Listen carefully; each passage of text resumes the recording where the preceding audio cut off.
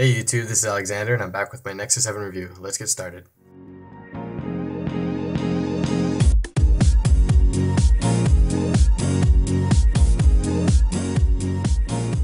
Okay, so if you're subscribed to me, you may have already noticed that I did an unboxing of my Nexus 7 around Christmas time, and so I'm back with my review. This is going to be somewhat brief, just an overview talking about battery life, some of the specs, the RAM, how it performs during gameplay, and some probably minor annoyances or even bugs. So I just like to say the first thing is that it's running Android 4.2.1. So if you want to check out a review of that, the link will be down in the description. So I'm not going to get too into Android 4.2 and the review of that, but you do have lock screen widgets just in case you're wondering what those are.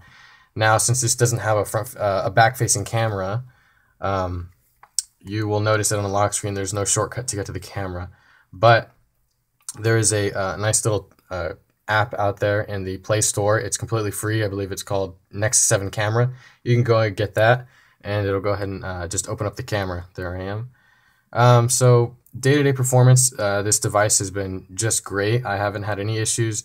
You can see 95%. That's because I haven't been using it at all. Today I've been out the whole day, so the screen on time is 9 minutes, but I'll try to push some screenshots when I'm using it more heavily. I noticed that during gameplay, I play GTA a lot, Grand Theft Auto, and the battery life has been just fine when I play that. I can get through quite a few missions, and there aren't any battery issues. It takes probably maybe around 3 hours before it starts to get really low, and it gives me a little notification. But that's 3 hours if I'm playing GTA straight. If I'm just browsing the web or watching some YouTube videos, it's fine, and I can get through probably maybe around 20-something hours. So this tablet has been fine, and I know that there's been complaints about battery life after 4.2.1, and I haven't had any of those. I haven't experienced any bad battery life. I was only on 4.1 for a very brief amount of time, so I don't really have much to compare it to. The next part is the RAM. The RAM, it only packs 1 gig of RAM, which is sort of unfortunate because I've gotten used to having 2 gigs on my Nexus 4 and probably about 1.4, 1.5 gigs free. So with the Nexus 7, it's a little bit of a bump down from 2 gigs. You're left with maybe around 390, maybe 380 or around 380 or so, up to maybe 520. It kind of spikes up to 520 very rarely, but I mean, as you can see, I don't have a lot running, and it's kind of it's using about half. So I would guess that a lot of it is coming from Facebook, but the other is probably just system resources as well as maps and Google services, which is probably having to do with Google Now. If you want a full overview of Google Now as well as 4.2 or 4.1, you can hit the link in the description. I'm not going to go over that now. So other than battery life and RAM, gaming, everything's been pretty much fine. I don't run, here's a collection of my games, as well as my people. I'll move that over there. But listening to music, I haven't done too much because, it's such a big device, which is something I'll get to in a bit. But running games has been just fine. I'm able to go through and play games, and I don't have any lags or hiccups. If there are lags or hiccups, what it's mostly been is when I'm playing a game and I'll press the home button, it seems to have to redraw everything on the home screen. So it seems like there's a little bit of lag or a little bit of slowdown, but really it's not a big deal if you don't mind having everything be redrawn and waiting maybe half a second to a second for everything to be there. It should be fine. The price point's really wallet friendly. I would say it's, I think, $199 for the 16 gigabyte model, and the 32 gig, which is what I have. The 32 gig is I believe $249. Prices and everything will be down below though, just in case I get something wrong. But so it's a really price friendly tablet, and the size, something that I was just about to go over, the size has been fine for me in portrait mode, especially. Sorry, it doesn't fit all the way on the in the frame, but the size has been just fine. We'll go ahead and pull this away for a second, and I'll go ahead and make a new Google Plus post. And I'll just say this keyboard is great. So this keyboard is great. It really is. I'm able to get through, get my hands all the way across or my fingers all the way across to be able to type out a message. Using it for other things like web browsing and YouTube is great because it's such a large display. compared to smartphones. Tablets, it's sort of in the smaller display size bracket, but it's really easy to get my fingers across. Now in landscape mode, it's a little bit harder. I'll try and get this on camera, but if I want to get to the middle, when I type, I would like to have my hands, somewhat like that, but when I want to get to the middle, I'm going to have to reorient my hand, which is not a big deal, but I prefer to type in landscape mode. So if you have small hands, or you just you try this out, try before you buy is what I would say, and you can't reach all the way across, just let that be known that you might not be able to reach across.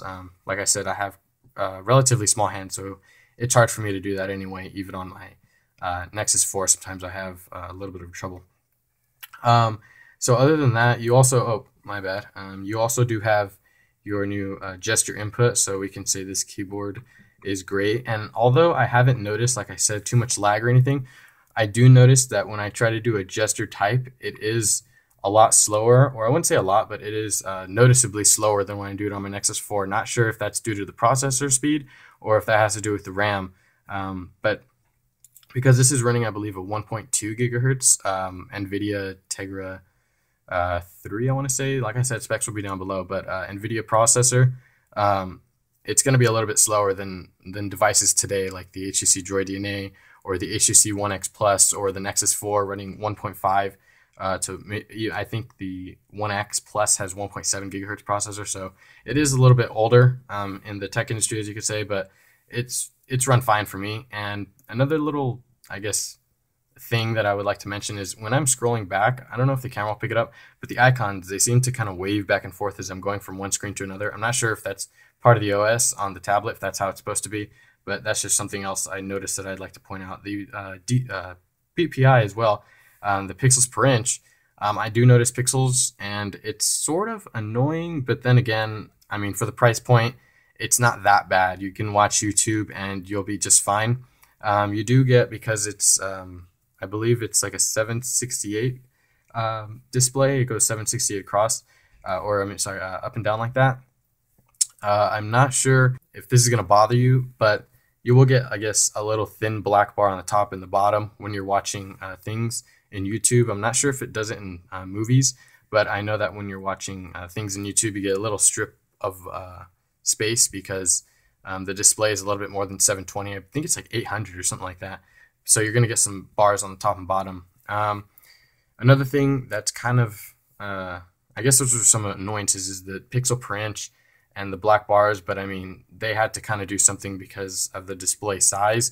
They had to give those extra pixels, otherwise you're going to notice even more pixels or graininess. One last thing I guess I have to sort of complain about is nothing wrong with the front-facing camera, just showing you, but the lack of a notification LED. Now, it doesn't bother me too much because I came from a Nexus S, so that didn't have a notification LED either, so I'm sort of used to it. But I'm sure for those first-time tablet buyers, or anybody coming from something that already had an LED notification light, you might be a little annoyed by it. So I just want to point that out. So there's no notification LED anymore. I wish they would have included one because it's really helpful when I get something and I might not hear it. I have to go ahead and turn the screen on to be able to check to see if I have anything. But if you're coming from maybe something like an iPad, I believe, which doesn't have a notification LED, you should be fine. You're not going to really notice much. But like I said, if you did come from one, it's going to be a little annoying. So that was pretty much my review. I hope you liked it. If you did, go ahead and subscribe because there will be more coverage on this coming. I want to say soon, but with ROMs and other things like that, as Google starts to drop support for it, as well as more update videos for ROMs on the Nexus. I know I've been kind of not doing so many of these, but I will be getting back to doing more of those.